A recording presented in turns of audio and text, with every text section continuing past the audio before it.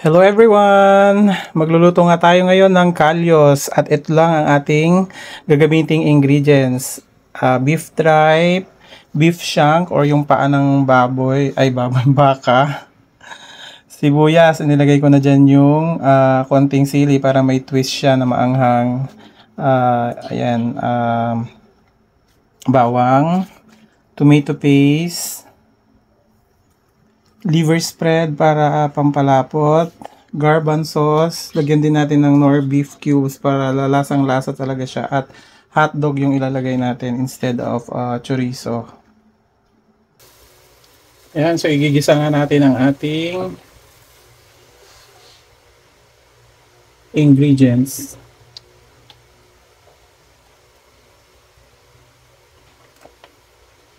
So dyan tayo magluluto sa pressure cooker para madali siyang lumambot.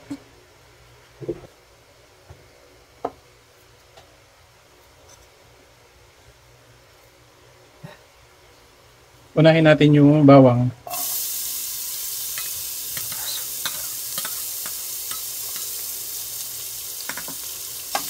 Dapat palabatin natin yung aroma niya.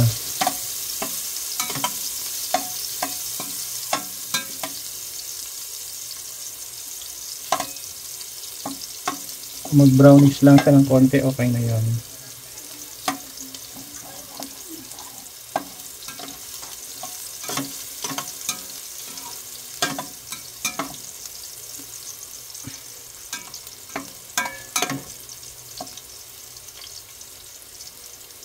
Yan, amoy na ang bawang. Ilagay na natin ang sibuyas at yung konting sili.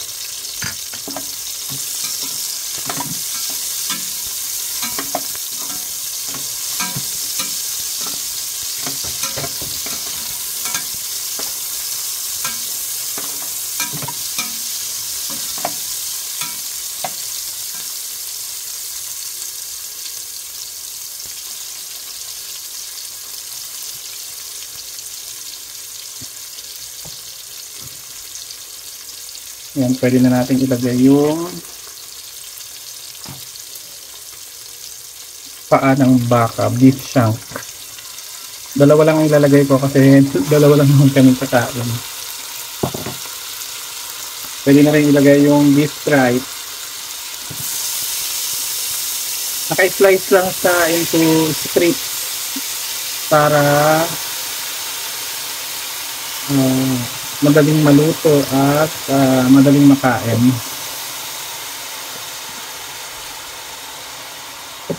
Bali 1 kilogram yung ating lulutuin.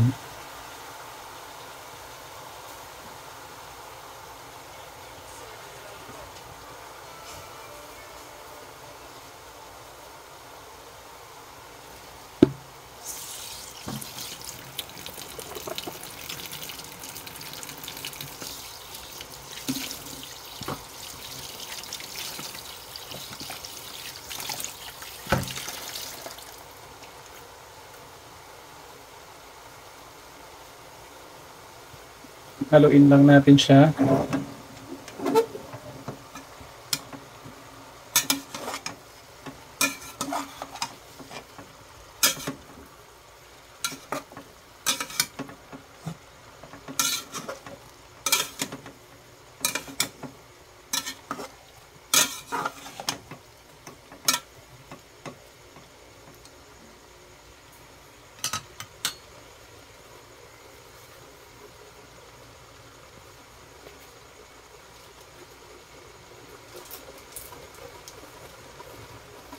Gisa lang ng konti and then pwede nang lagyan ng tubig, tapos i-pressure cooker natin siya for mga 20 to 30 minutes para malambot na malambot yung ating ulam.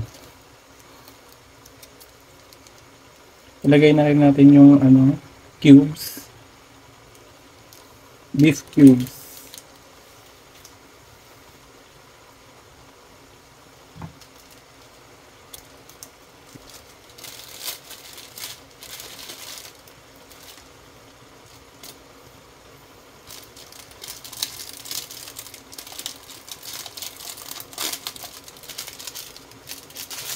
Lagyan din natin ng Maggi Magic Sarap.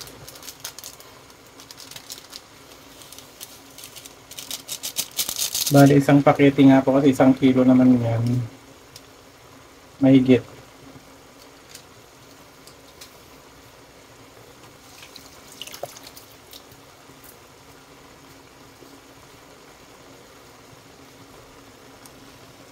Haluin lang natin siya.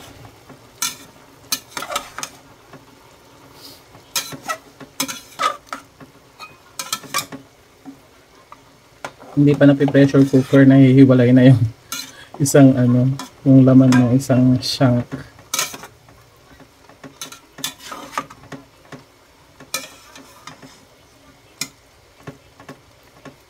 Bali nagtubig siya kasi frozen kanina eh. Tripe na nabili natin.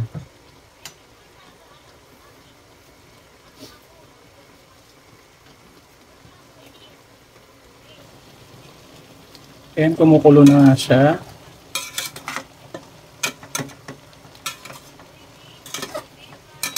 Tunaw na rin yung ating nilagay na cubes and magic sarap. Pwede natin yung dagdagan ng tubig. Umuusok na, usukan yung ating cellphone.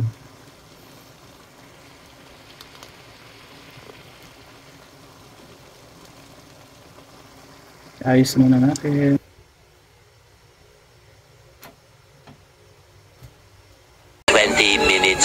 Yan na nga yung ating na pressure cooker na karne. Malambot na siya. So tuloy lang natin siyang pakuluan. Dagdagan lang natin ng konting asin kasi maalat na yung cubes kanina at saka yung Maggi Magic Sarap. Maalat na yon. So konting asin na lang ang idadagdag natin para hindi siya masyadong maalat. Before nyo dagdagan ng asin, kailangan tikman nyo muna. Baka okay na yon. So pwede na natin ilagay yung ating mga ibang ingredients. Pwede na natin ilagay yung garbanzo sauce or chickpeas ang tawag. Haluin lang natin para ma-distribute siya. Kung makikita nyo, konti lang yung sabaw niya para hindi siya masyadong sabaw pag naglagay na tayo ng tomato paste. So ilagay na rin natin yung ating pampalapot na liver spread. So pure foods nga po ito dahil walang mabiling reno kanina.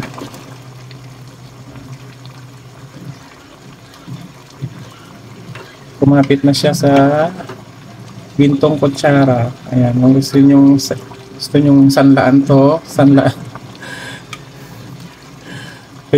Pwede ko nang isanla. Pwede na rin ilagay yung tomato paste. Huwag masyadong madami, baka maasim naman. Since 1 kilo nga yan, tamang-tama lang yung binili natin na 150 grams. So ihalo lang natin, mamaya lalapot na yan. So kung kulang yung tubig niya, pwede naman po tayo magdagdag. Sobrang lapot naman na hindi na hindi na mahalo.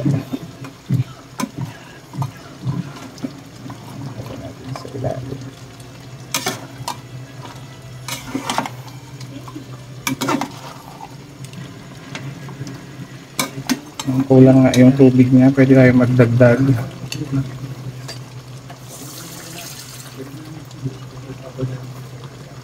Isang mangkok lang. Mahirap siyang ihalo, kaya kailangan dagdagan ng water.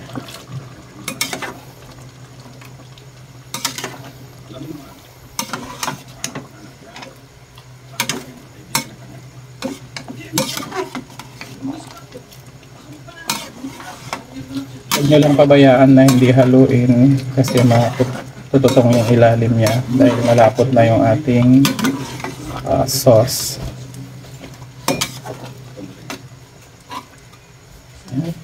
Habang inaantay natin kumulo, ilagay na rin natin yung ating hotdog.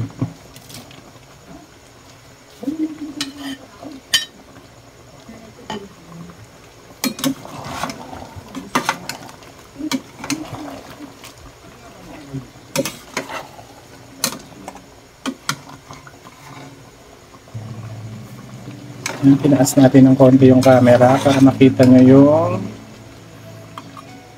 laman. Ayan, yan nga po yung paa ng baka.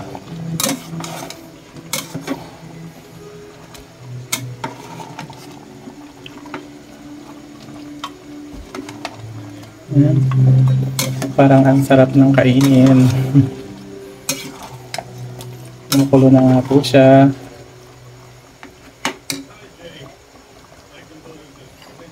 Tikman natin using ating gold na kutsara.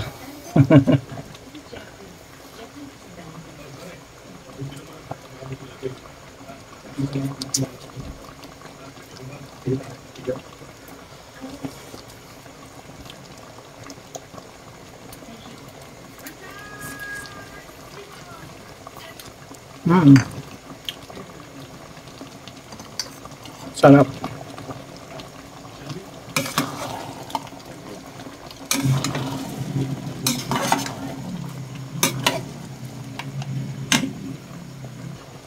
So, lagyan din natin ng paminta. Halo-halo lang natin. Huwag kakalimutan kasi matututong yung nasa ilalim.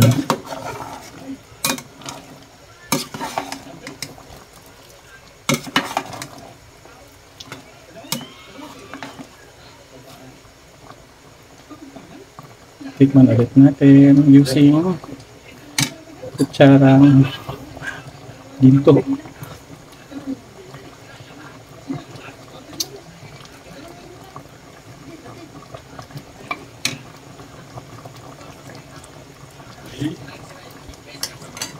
Dahil nagdagdag tayo ng tubig kanina, kulang na yung ano niya, alat niya.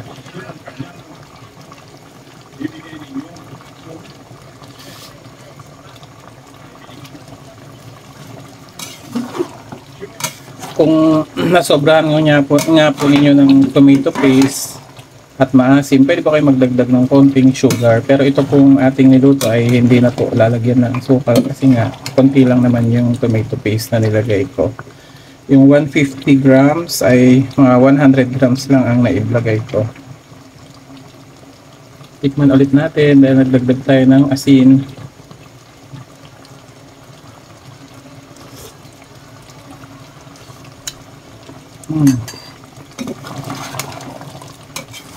Tamang-tama yung lasa.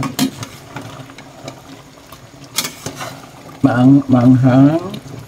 Slight lang na maanghang. Medyo maasim ng konti na maalat. Tapos napaka linamnam niya.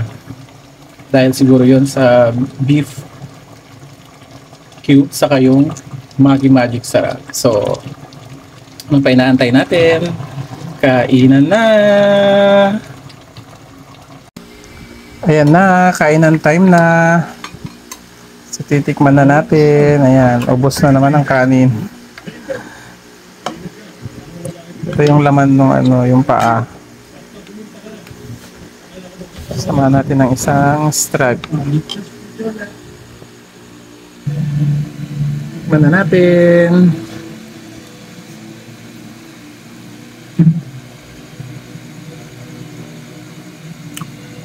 Masarap siya. Hindi siya ganun kalambot. Hindi rin makuna. Tama lang yung pagkaluto natin. Try nyo rin. Masarap siya. Masarap sa mainit na kanin.